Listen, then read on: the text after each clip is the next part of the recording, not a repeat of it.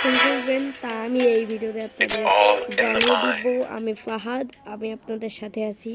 এই যে প্রথমে আপনারা এখানে একটি বিয়ারের নামে একটি লেখা আছে, এখানে টিপ দিবেন।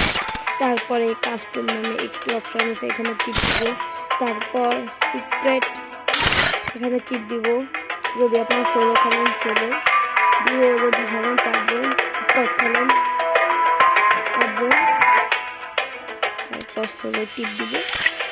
তারপর এই রাউন্ডের আমরা এখানে টিপ দিব 13 রাউন্ড, 500 এত পয়েন্ট।